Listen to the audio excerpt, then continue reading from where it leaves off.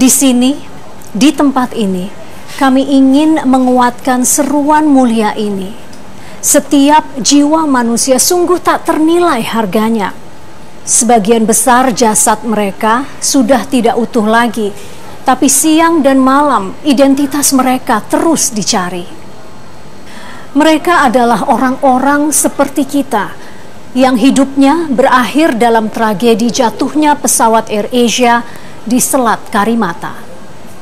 Kali ini kami menghadirkan kisah betapa nyawa manusia sungguh tak ternilai harganya.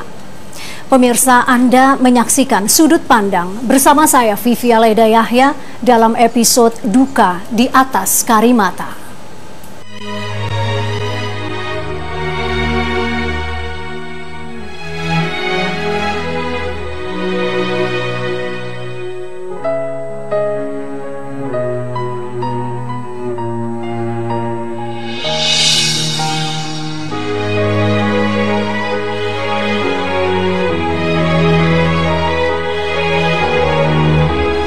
Rumah Sakit Bayangkara, Surabaya.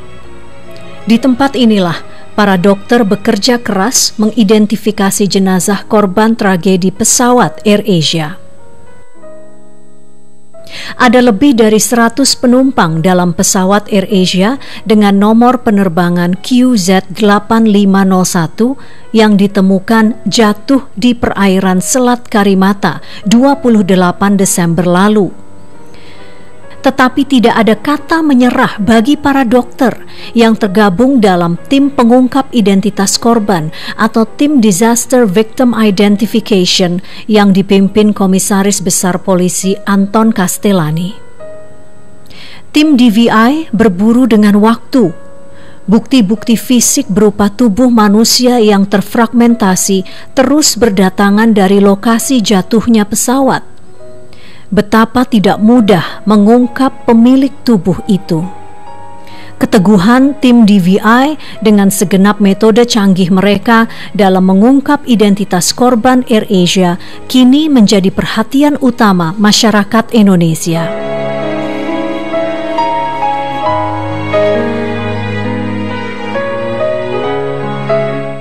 Pak Anton Castellani, terima kasih atas waktunya di antara kesibukan Bapak saat ini. Dari 39 korban AirAsia yang berhasil dievakuasi, sudah berapa banyak yang bisa diidentifikasi hingga hari ini, Pak Anton? Ya. Dari 39 itu, 37 diantaranya sudah kita lakukan pemeriksaan postmortem. Dari yang sudah dilakukan postmortem itu, 16 diantaranya sudah berhasil diidentifikasi. Oke. Apa tantangannya yang Anda dan tim temui hingga saat ini untuk identifikasi jenazah AirAsia? Ada beberapa tantangan yang saya anggap ini penting ataupun berpengaruh pada pekerjaan kita. Yang pertama adalah bahwa flow ataupun kedatangan dari jenazah ini ataupun ditemukannya jenazah ini tidak sekaligus ataupun cenderung lambat.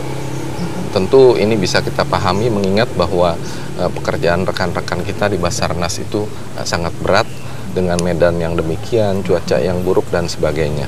Kemudian yang kedua adalah bahwa kita berlomba dengan waktu, mengingat bahwa jenazah ini selalu dari hari ke hari itu mengalami proses pembusukan yang tentunya ke depan banyak hal-hal yang ataupun petunjuk-petunjuk untuk identifikasi yang mulai hilang. Untuk tim DVI, apa tantangan terbesar dalam mengidentifikasi jenazah?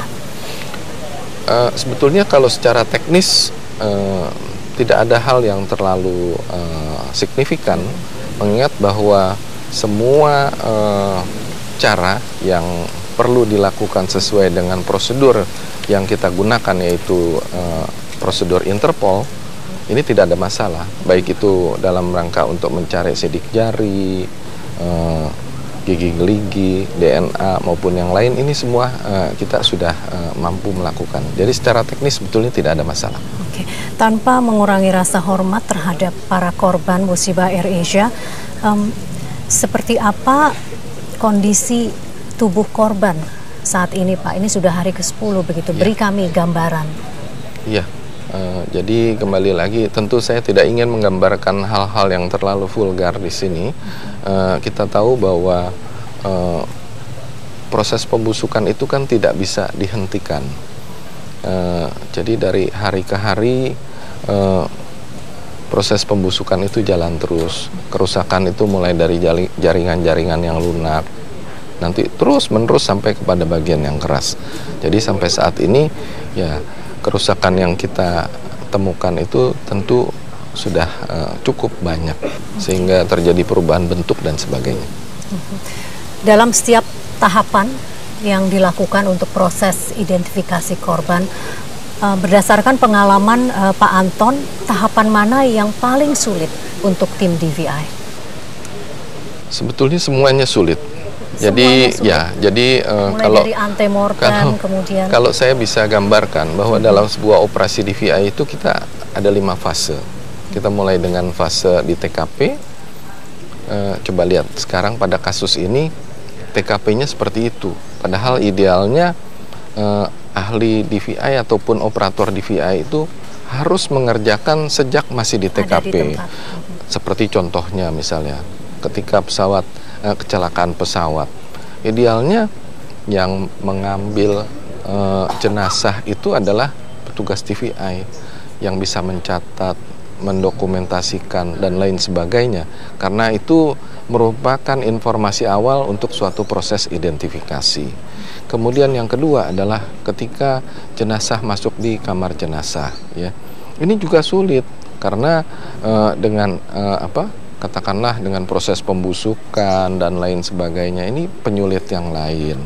Kemudian juga ketika jenazah ini setelah sekian hari terendam di air laut dengan pengaruh bahan kimia yang ada di air laut, ini jelas memperlambat proses-proses ataupun kadang-kadang mengganggu pemeriksaan-pemeriksaan yang menggunakan bahan kimia yang lainnya. Dan kenapa bisa mengganggu untuk jenazah yang sudah demikian lama terendam air laut, Pak? Ya, jadi kita tahu bahwa di dalam air laut itu banyak mengandung bahan-bahan kimia juga. Bahan-bahan kimia ini secara signifikan mengakibatkan perubahan-perubahan kimiawi dari sel-sel yang ada di badan kita, ya. Kemudian masuk pada fase yang ketiga adalah fase antemortem, di mana rekan-rekan saya mengumpulkan data antemortem.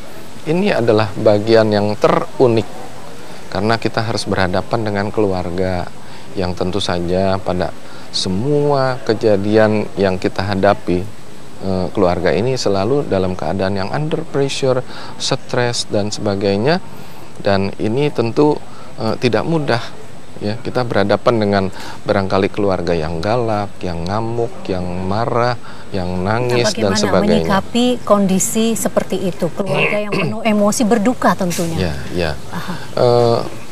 Yang pertama yang harus ada dalam hati dan pikiran kami di tim antemortem khususnya adalah empati, ya. Dari sana baru kita bisa memulai suatu kegiatan ataupun aktivitas kita yang didasari dari hati untuk bisa katakanlah meringankan ataupun menolong anggota keluarga yang sedang berduka ini. Semua harus punya empati, semua harus punya pemahaman yang sama untuk menghadapi keluarga korban, begitu demikian. Untuk tim DVI? Saya kira demikian. Oke. Sebagian keluarga korban mengatakan tidak perlu otopsi dilakukan di jenazah, begitu ya. Sementara di satu sisi otopsi diperlukan untuk mengetahui penyebab kematian. Bagaimana Anda menyikapi hal ini? Jadi begini, tugas pokok dari tim DVI adalah identifikasi. Identifikasi sendiri tidak identik dengan otopsi. Dalam hal ini biasanya karena kita bekerja dengan korban, biasanya ada hal-hal katakanlah yang kita anggap mencurigakan. Maksudnya? Yang katakanlah seperti misalnya trauma pada bagian tertentu yang sifatnya spesifik dan lain sebagainya, yang mungkin nanti bisa bermanfaat untuk merekonstruksi bagaimana sih terjadinya kecelakaan ini dan sebagainya. Itu biasanya kami catat, ya. Apakah itu kemudian nantinya akan dilanjutkan dengan tindakan otopsi, itu adalah hal lain yang perlu pertimbangan tersendiri.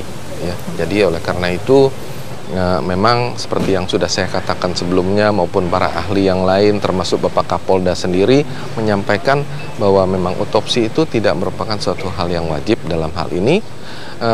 Mungkin yang sudah merupakan protap untuk kecelakaan pesawat yang bisa saya sampaikan di sini adalah bahwa yang perlu diotopsi adalah pilot dan co-pilot. Itu sudah kewajiban. Itu sudah protap dimanapun kecelakaan pesawat itu di seluruh dunia, kedua orang itu yang wajib untuk diperiksa, untuk diotopsi ataupun mendapat pemeriksaan yang komplit.